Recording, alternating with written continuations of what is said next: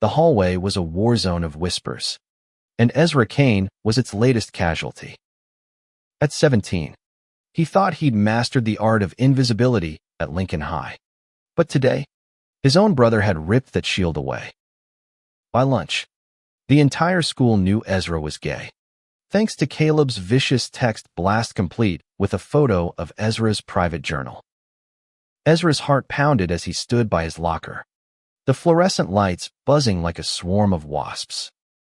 His phone vibrated relentlessly, each notification a fresh jab, fag, loser, disgrace. The words stung, but not as much as the betrayal. Caleb, his older brother by 2 years, had always been the golden boy quarterback, prom king, untouchable. Ezra was the quiet one, the artist who hid his sketches and his heart in a worn notebook. That notebook was now a weapon, its pages photographed and shared across Lincoln High's social media in a matter of minutes. He slammed his locker shut, the sound echoing in the emptying hall. Around him, students lingered, their eyes darting between him and their phones. Some snickered, others avoided his gaze. Ezra's chest tightened, but he refused to cry. Not here. Not now. He'd spent years dodging Caleb's taunts at home, but this was different. This was public. This was war. The Kane household in suburban Ohio had never been a safe haven. Their father, a stoic mechanic, valued toughness over tenderness, and their mother, perpetually exhausted from double shifts at the hospital, barely noticed the tension between her sons. Caleb had always wielded his charisma like a blade, cutting Ezra down with subtle jabs, calling him soft, mocking his sketches, or accidentally shoving him during family dinners. But Ezra had kept his secret locked tight, scribbled only in the margins of his journal, "I like guys. I'm scared. I'm tired of hiding." Those words were supposed to stay private. Until today, Ezra's best friend, Lila, found him by the cafeteria, her brown eyes blazing with fury. "Caleb's an asshole," she said, shoving her phone into her pocket. "You okay?" Her dyed purple hair fell into her face as she leaned closer, her voice softening. Lila was the only one who knew about Ezra's crush on Julian Torres, the senior who ran the school's film club. Julian, with his quiet smile and knack for making everyone feel seen, was Ezra's unattainable dream. A dream Caleb had now turned into a public spectacle. "I'm fine," Ezra lied, his voice barely above a whisper. He wasn't fine. He felt like a raw nerve, exposed and fraying. But Lila's presence grounded him, her fierce loyalty a lifeline. "What's everyone saying?" he asked, dreading the answer. She hesitated, then pulled out her phone. The group chat was a cesspool of memes and slurs, with Caleb's text at the top, "My brother's a fairy. Check out his diary, LOL." Attached was a blurry photo of Ezra's journal. The words "I love Julian" circled in red. Ezra's stomach churned. He wanted to disappear, to melt into the linoleum floor and never resurface. "Don't read it," Lila said, yanking the phone back. "They're idiots. You're better than them." But her words couldn't erase the humiliation. Ezra's crush on Julian was no longer his own. It was a punchline, a weapon, a scarlet letter. By fifth period, the school felt like a minefield. Ezra skipped history class, hiding in the art room where Ms. Delgado let him work after hours. The smell of paint and charcoal usually calmed him, but today it felt suffocating. He pulled out his sketchbook, his hands shaking as he drew jagged lines, a chaotic portrait of his anger. Julian's face kept creeping into his mind, those warm brown eyes, the way he'd laughed when Ezra shared a doodle during film club. Now, Julian probably knew everything. Would he laugh? Pity him? Ignore him? The door creaked open, and Ezra froze. Julian stood there, his camera bag slung over one shoulder, his expression unreadable. "Hey," he said softly. "Heard what happened. You okay?" Ezra's throat closed up. He wanted to say something clever, something brave, but all he managed was a nod. Julian stepped closer, his sneakers scuffing the floor. "Caleb's a jerk. You don't deserve this." The kindness in Julian's voice cracked something in Ezra. He wanted to tell him everything, how he'd spent months memorizing the way Julian tilted his head when he laughed, how he'd written those stupid journal entries late at night, dreaming of a world where he could be himself. But shame glued his lips shut. "Thanks," Ezra mumbled, his eyes on the floor. Julian lingered, as if he wanted to say more. But the bell rang, and he left with a quiet, "See you in film club." Ezra's heart sank. He wasn't sure he could face Julianne or anyone after today. That night, Ezra lay awake, staring at the ceiling of his cramped bedroom. Caleb's laughter echoed from the living room, where he was playing video games with his football buddies. Their father's gruff voice joined in, praising Caleb's latest game stats. Ezra felt invisible, erased. But something else stirred in him, a spark of defiance. Caleb had humiliated him, but Ezra wasn't powerless. He had his art, his voice, his truth. And maybe, just maybe, he could use them. The next morning, Ezra walked into school with a plan. Lila had texted him late at night, her words a battle cry: "Don't let Caleb win. Fight back." He didn't know how yet, but he knew it had to be big. Something undeniable. Something that would turn the tables. As he passed Caleb in the hallway, his brother's smirk fueled his resolve. Ezra wasn't just a victim. He was a survivor. And survivors don't stay silent. Ezra's plan took shape in the quiet corners of the art room, where he spent every free period sketching furiously. His notebook, once a sanctuary, was now a battleground. He drew scenes of defiance, faceless figures standing tall against a storm of words, their silhouettes glowing with resilience. Each stroke of his pencil felt like a rebellion against Caleb's cruelty. But art alone wouldn't be enough. Ezra needed something louder, something that would force Lincoln High to see him not as Caleb's punching bag, but as someone with a voice. Lila was his co-conspirator. During lunch, they huddled in the library, whispering over a battered laptop. "You need to go public," Lila said, her eyes glinting with mischief. "Not just to the school, but to everyone. Caleb wants attention. Give him more than he can handle." She pulled up the school's film club website, where Julian posted weekly video updates. "What if you made a film? Something raw, real, about you?" Ezra's stomach twisted.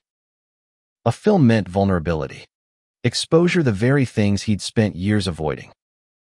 But Lila's words echoed in his mind: "Fight back." He thought of Julian, who'd spent yesterday's film club meeting quietly encouraging Ezra to share his sketches for their next project. Julian hadn't mentioned the journal or the texts, but his small gesture, a nod, a smile, felt like anchors in the chaos. Maybe a film could be Ezra's anchor, too. "I don't know how to start," Ezra admitted, his voice low. Lila grinned, undeterred. "You tell your story. The truth. People can't ignore that." She suggested using the film club's equipment, which Julian could help them access. The idea terrified Ezra, but it also sparked something he hadn't felt in days: hope. That afternoon, Ezra approached Julian after film club. The room smelled of old projectors and popcorn, a comforting contrast to the sterile hallways. Julian was editing a short documentary on his laptop, his brow furrowed in concentration. Ezra hesitated, then blurted, "Can I use the club's camera for a project? Something personal." Julian looked up, his expression curious but gentle. Yeah, of course. What's it about? Ezra's cheeks burned. He wasn't ready to spill everything. Not yet. It's about me, he said simply. Stuff I've been through. Julian nodded. No judgment in his eyes. Let me know if you need help.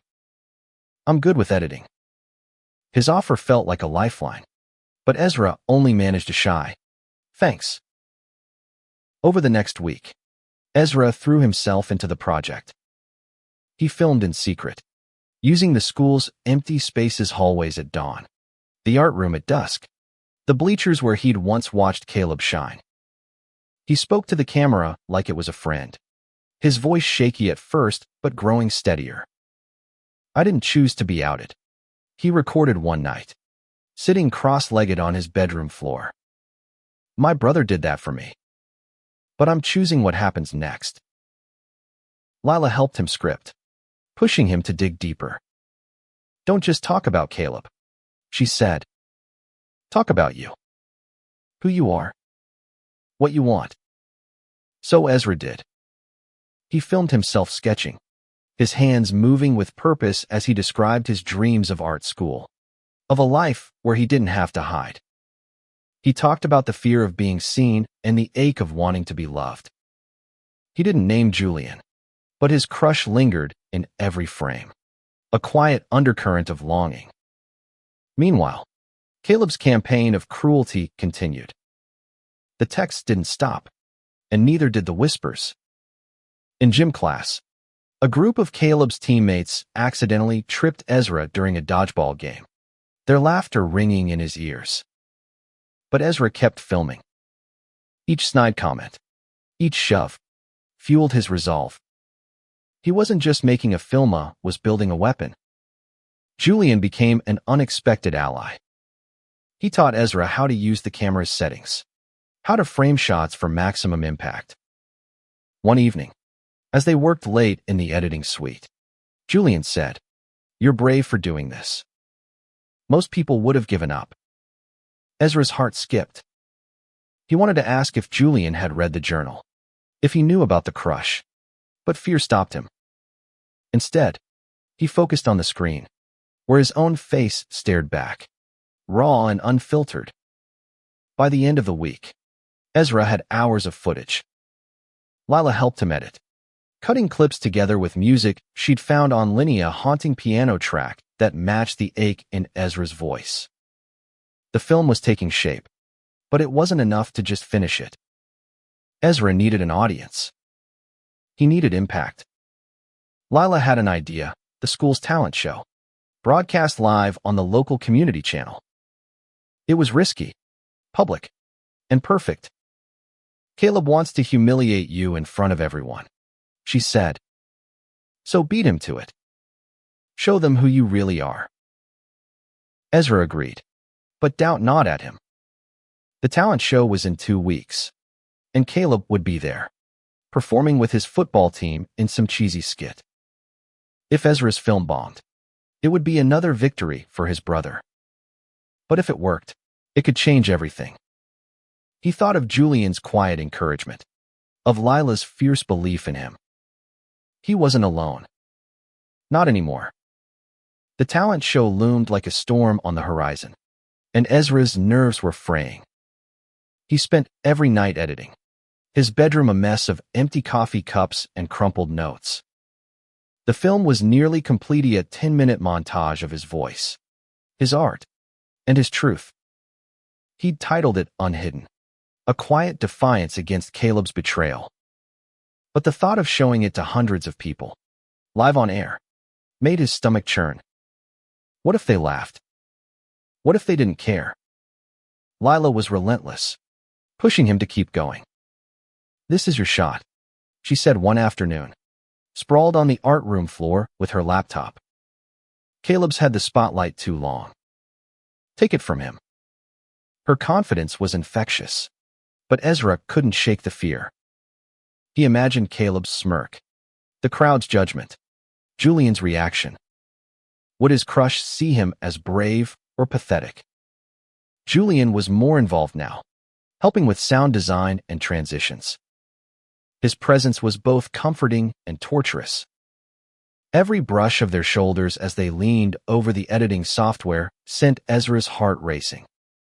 One night, as they worked late, Julian paused the footage and looked at Ezra. "This is powerful," he said. "You're telling a story most people are too scared to tell." Ezra's throat tightened. He wanted to confess everything, his feelings, his fears, but he only nodded, muttering, "Thanks." At home, the tension with Caleb was unbearable. Their parents remained oblivious, their father praising Caleb's football stats while their mother scrolled through her phone, exhausted. Caleb, emboldened by his popularity, didn't let up. He'd accidentally knock Ezra's books off the table at breakfast or leave mocking notes in his backpack, still crying. Fairy. Ezra stopped eating in the kitchen, retreating to his room with granola bars and his laptop. Each taunt was another reason to finish the film. The school wasn't much better. The whispers had dulled to a low hum, but the stares persisted.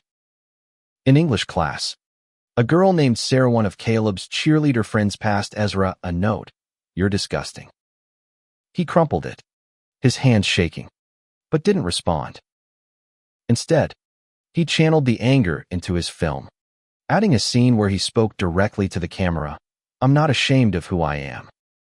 I'm ashamed of a school that lets hate win."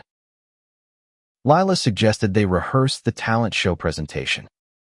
They snuck into the auditorium after hours, the empty stage looming under harsh lights. Ezra stood at the podium, his film cued on a USB drive, and practiced his introduction. "This is for anyone who's ever felt invisible," he said, his voice echoing in the empty room. Lila clapped, but Ezra felt like a fraud. Could he really do this in front of everyone? The next day, disaster struck. Caleb cornered Ezra in the parking lot after school, his football buddies flanking him. "Heard you're doing some artsy crap for the talent show," Caleb sneered, his breath hot with malice. "Don't embarrass yourself more than you already have." Ezra's fists clenched, but he stayed silent, his heart pounding. Caleb leaned closer. "Nobody cares about your sob story, Ezra. Give it up." That night, Ezra almost quit. He sat on his bed, the USB drive in his hand, tempted to snap it in half. But Lila's texts flooded his phone. "You're stronger than him. Don't back down." And then, a message from Julian. "Your film's gonna kill it. I believe in you." Ezra's chest ached. Julian's words weren't just encouragement, they were a spark, reigniting his resolve. He spent the next few days refining Unhidden. He added a final scene, a drawing of two hands reaching for each other, one sketched in charcoal, the other in vibrant color. It was his quiet nod to Julian, to the possibility of something more. Lila cried when she saw it, calling it perfect. Ezra wasn't so sure, but he was running out of time. The night before the talent show, Ezra couldn't sleep. He paced his room, rehearsing his speech in his head. The film wasn't just about him, Anna Maria, it was about every kid who'd been mocked, silenced, or shamed. He thought of the younger students at Lincoln High, the ones who might be hiding like he had. If he could reach even one of them, it would be worth it. By morning, his nerves were a live wire, but he was ready. He slipped the USB drive into his pocket and headed to school, Lila by his side. Caleb was there, strutting with his teammates, oblivious to the storm Ezra was about to unleash. As the final bell rang, Ezra made his way to the auditorium, his heart a drumbeat. The talent show was hours away, and with it, his chance to take back his story. The auditorium buzzed with anticipation as students and parents filled the seats. Backstage, Ezra's hands trembled as he clutched the USB drive. Lila was beside him, adjusting his collar and whispering, "You've got this." The air smelled of cheap perfume and nervous sweat. and the stage lights cast long shadows across the curtain. Ezra peeked out, spotting Caleb in the front row with his football crew, laughing like he owned the place. The sight made Ezra's stomach twist, but it also steeled his resolve. The talent show began with a mix of acts off-key singers, a clumsy dance routine, and Caleb's skit, which earned raucous applause from his friends. Ezra's slot was near the end, giving him too much time to overthink. He paced backstage, his mind replaying every insult, every text, every moment of shame. But then he thought of his film, of the hours he'd poured into it, of Julian's quiet faith in him. This was his moment. When his name was called, Ezra's legs felt like lead. He walked to the podium, the USB drive plugged into the projector. The auditorium fell silent, hundreds of eyes on him. He saw Julian in the third row, his expression calm but expectant. Ezra took a deep breath and began. "This is unhidden," he said, his voice steadier than he felt. "It's for anyone who's ever been made to feel less than they are." The lights dimmed, and the screen flickered to life. Ezra's face appeared, raw and unguarded, as his voice filled the room. "I didn't choose to be outed." The film began. "My brother did that for me." Gasps rippled through the crowd. Ezra didn't dare look at Caleb, but he felt the weight of his brother's stare. The film continued, weaving his sketches with his words, showing the pain of betrayal but also the strength of standing up. The piano track swelled, amplifying the emotion. Halfway through, Ezra risked a glance at the audience. Some students were whispering, others were transfixed. A few teachers wiped their eyes. Julian's gaze was steady, a small smile on his lips. Ezra's heart pounded not from fear, but from the realization that people were listening. Really listening. The film ended with the drawing of the two hands, a symbol of hope and connection. As the screen faded to black, the auditorium was silent for a heartbeat. Then, applause erupted, not the mocking cheers Caleb got, but something warmer, truer. Ezra's knees nearly buckled. He'd done it. He'd told his story. But the moment was short-lived. Caleb stood, his face red with fury, and shouted, "This is bullshit. He's lying to make me look bad." The crowd hushed, heads swiveling between the brothers. Ezra froze, his triumph souring. Caleb stormed toward the stage, his teammates egging him on. "You're pathetic, Ezra," he spat, loud enough for the microphones to catch. "Nobody cares about your little movie." The room tensed, the air thick with anticipation. Ezra's pulse raced, but something inside him snapped into focus. He stepped to the microphone, his voice clear. "You outed me, Caleb. You sent my journal to the whole school. But I'm not hiding anymore." The words hung in the air, amplified by the live broadcast. Caleb faltered, his bravado cracking. A teacher, Ms. Delgado, stepped forward, her face stern. "Caleb, sit down," she said. "This isn't your stage." The crowd murmured, some students clapping, others glaring at Caleb. He hesitated, then slumped back into his seat, his face a mask of rage. Ezra's heart was still racing as he left the stage, Lila pulling him into a fierce hug. "You were incredible," she whispered. Julian approached, his eyes bright. "That took guts," he said, his voice low but warm. "I'm proud of you." Ezra's cheeks flushed, and for the first time in days, he felt like he could breathe. Backstage, the reality of what he'd done sank in. The film had been broadcast live, not just to the school, but to the local community channel. People beyond Lincoln High had seen it, parents, neighbors, strangers. Ezra's truth was out there, unerasable. He wasn't sure if that was freedom or exposure, but it felt like both. As the talent show ended, students crowded around Ezra, some offering shy apologies, others praising his film. A freshman girl, her eyes wide, said, "I'm like you. I haven't told anyone."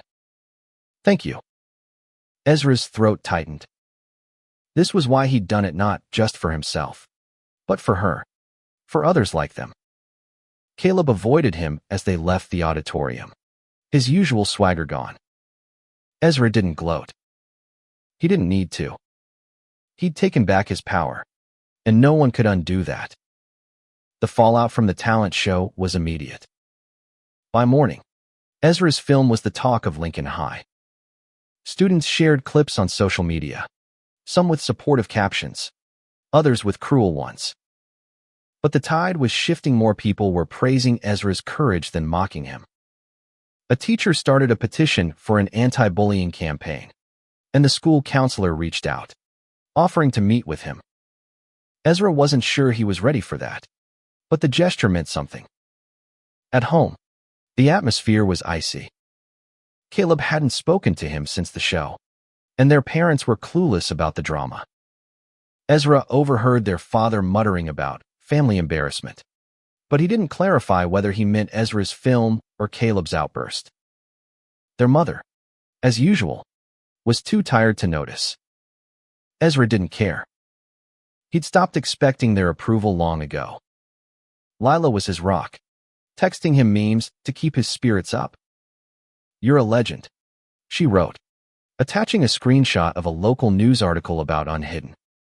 The headline read, "Teens Viral Film Challenges Bullying Culture." Ezra's heart swelled, but he also felt exposed. The world was watching now, and he wasn't sure how to handle it. Julian was another constant. He invited Ezra to film club the next day, acting like nothing had changed. But something had.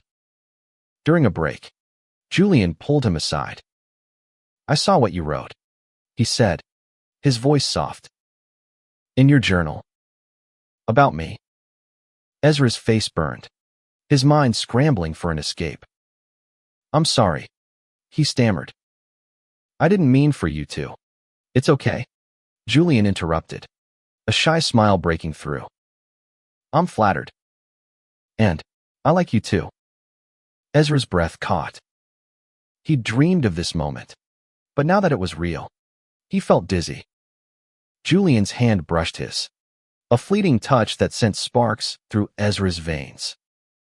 "Maybe we could hang out," Julian added. "Outside of school." Ezra nodded, too stunned to speak. Was this happening? After everything, his brother's betrayal, the public humiliation, could something good actually come from it? They exchanged numbers, and Julian's texts became the highlight of Ezra's day, small bursts of warmth in the chaos. But Caleb wasn't done. A week after the talent show, he cornered Ezra in their backyard, away from prying eyes. "You think you're some hero now?" he snarled.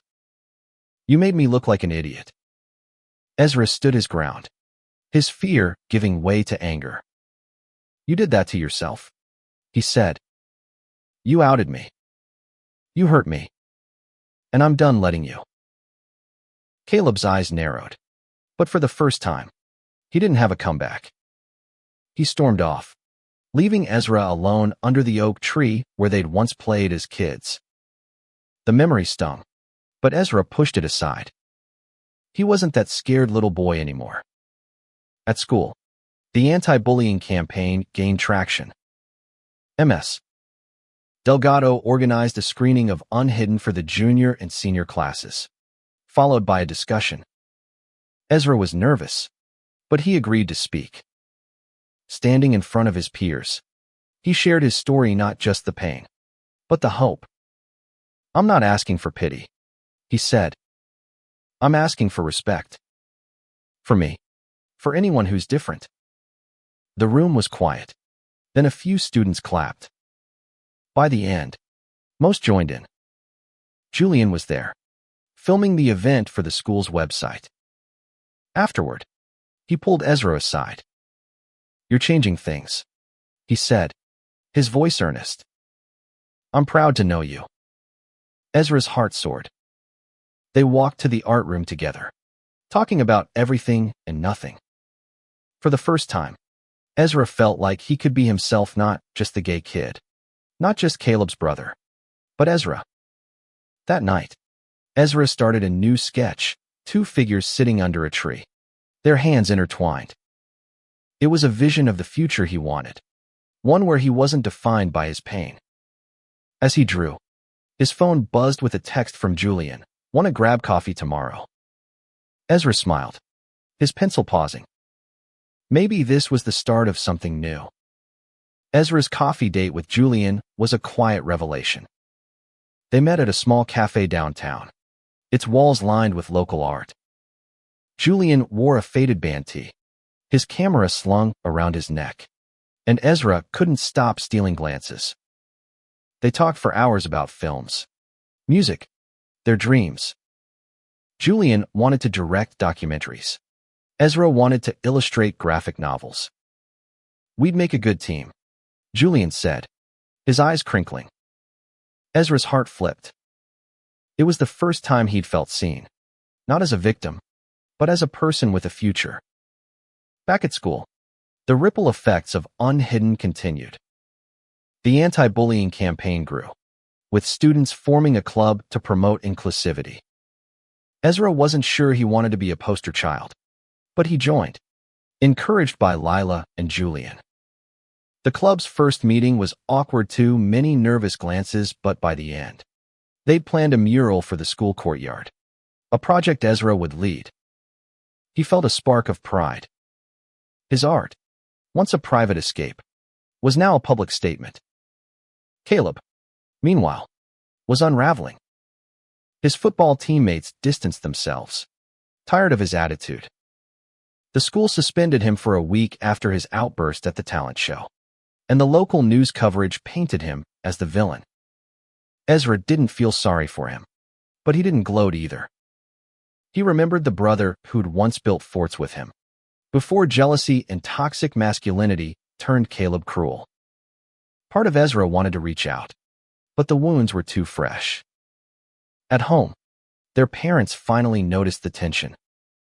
Their mother cornered Ezra one evening, her face lined with worry. "What's going on with you and Caleb?" she asked. Ezra hesitated, then told her everything: the journal, the texts, the film. Her eyes widened, then softened. "I didn't know," she said, her voice breaking. "I'm sorry." It wasn't enough, but it was a start. Their father was less receptive, muttering about keeping things private. But Ezra didn't care. He'd stopped living for their approval. Julian became a constant in Ezra's life. They texted daily, met for coffee, worked on film club projects. One evening, as they walked through a park, Julian took Ezra's hand. The gesture was small but seismic, a quiet claim on the world that had tried to break them. Ezra's heart raced, but he didn't pull away. "I'm glad you made that film," Julian said. "It brought us here." Ezra smiled, his fears melting under the weight of those words. The mural project took shape, with Ezra sketching a vibrant design of intertwined hands and faces, a celebration of diversity. Students he'd never spoken to joined in, painting alongside him. One was the freshman girl from the talent show, who shyly shared her own story of being closeted. Ezra listened, his heart aching with recognition. He wasn't alone, and neither was she. Caleb's suspension ended, but he kept his distance. Ezra caught him watching the mural one day, his expression unreadable. For a moment, Ezra thought he saw regret, but Caleb turned away before he could be sure. Ezra didn't chase him. Some bridges take time to rebuild if they ever can. As the weeks passed, Ezra's confidence grew. He submitted Unhidden to a regional film festival, encouraged by Julian. The idea of strangers seeing his story was terrifying, but also exhilarating. He was no longer the invisible kid in Caleb's shadow. He was Ezra Kane, artist, filmmaker, survivor. The mural was unveiled in a quiet ceremony, with students and teachers gathered in the courtyard.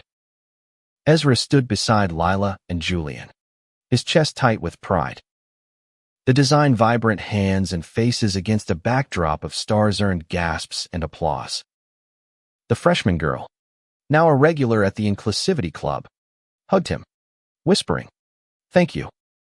Ezra's eyes stung. This was what he'd fought for, not just his own freedom, but a space where others could find theirs. Life at home remained strained. Caleb moved through the house like a ghost, avoiding Ezra's gaze. Their mother tried to mediate, suggesting a family meeting, but Ezra wasn't ready. He'd forgiven her for her absence, but Caleb's betrayal was a deeper wound. Still, he noticed small changes. Caleb stopped leaving notes, stopped mocking him outright. It wasn't reconciliation, but it was a truce. Julian and Ezra grew closer, their relationship a delicate dance of trust. They went on more dates, movies, late-night walks, a trip to an art gallery where Ezra geeked out over graphic novels. Julian's quiet support was a balm, healing scars Ezra hadn't realized he carried. One night, under a streetlight, Julian kissed him. It was soft, tentative, perfect. Ezra felt like he was floating, the weight of his past finally lifting. Unhidden was accepted into the film festival, a small but prestigious event in Cleveland. Ezra and Julian attended together, Lila cheering from the sidelines. The screening was packed, and when Ezra's film played, the audience was silent, then erupted in applause. A local filmmaker approached him afterward, offering mentorship. Ezra was stunned. This wasn't just validation. It was a door to a future he'd barely dared to dream. Back at school, the Inclusivity Club grew. They organized workshops, invited speakers, and planned a pride event for the spring. Ezra wasn't the leader didn't want to be, but his voice mattered. Students who'd once mocked him now nodded in the halls, some even apologizing. The change wasn't universal. A few still whispered slurs, but they were outliers. Lincoln High was shifting, slowly but surely. Caleb's downfall continued. He lost his starting position on the football team, his grades slipping as his popularity waned. Ezra heard rumors of fights with his friends, of colleges rescinding scholarship offers. Part of him wanted to feel satisfied, but instead, he felt a pang of sadness. Caleb had been his brother, once. Could they ever find their way back? One evening, Ezra found Caleb sitting alone in the backyard, staring at the oak tree. Ezra hesitated, then sat beside him. Neither spoke for a long time. Finally, Caleb muttered, "I didn't think it'd go this far." It wasn't an apology, but it was something. Ezra nodded. "I know." They sat in silence, the weight of their shared history heavy between them. Ezra's focus shifted to the future. He and Julian were planning a new film, a collaboration about resilience. Lila was their producer, her energy keeping them on track. As Ezra sketched storyboards, he realized how far he'd come. He wasn't just surviving, was thriving. Spring arrived, and with it, the school's first Pride event. The courtyard was alive with color rainbow flags, student art, music. Ezra stood by the mural, now a campus landmark, watching students laugh and dance. The freshman girl, now out to her friends, helped run a booth, her smile radiant. Ezra felt a quiet pride. He'd helped make this possible. Julian was by his side, their fingers laced together. Their relationship wasn't a secret anymore, and while some students still stared, most didn't care. Ezra had learned to tune out the noise, focusing on the people who mattered. Lila, now dating a girl from the Inclusivity Club, joined them, her laughter infectious. "We did good," she said, nudging Ezra. He grinned. "Yeah, we did." Caleb was there, too, lingering at the edge of the crowd. He hadn't spoken to Ezra since their backyard moment, but he'd started therapy. Their mother confided. Ezra didn't know if Caleb would ever apologize, but he saw glimpses of the brother he'd once known as softer Caleb, less consumed by anger. Healing would take time, for both of them. Unhidden won an award at the film festival, and Ezra was invited to speak at a youth conference. He talked about resilience, about turning pain into purpose. Julian filmed it, his camera capturing Ezra's quiet strength. Afterward, they celebrated with milkshakes, planning their next project. Ezra's sketchbook was full of new ideas, each one a step toward the life he wanted.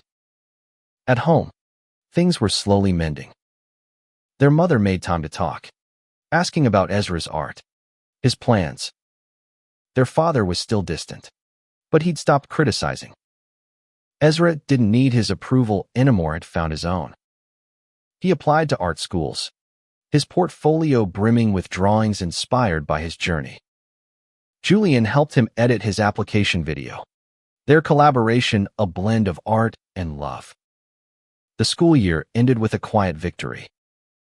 The Inclusivity Club was now a permanent fixture, and the mural stood as a testament to change. Ezra walked through Lincoln High's halls, no longer invisible. He was Ezra Kane, artist, filmmaker, boyfriend, friend. Caleb's betrayal had broken him open, but it had also set him free. As he and Julian walked to the park one evening, the sunset painting the sky in hues of pink and gold, Ezra felt whole. He'd faced his worst fears: betrayal, shame, rejection, and come out stronger. The world wasn't perfect, but it was his, and he was ready to live in it, unhidden.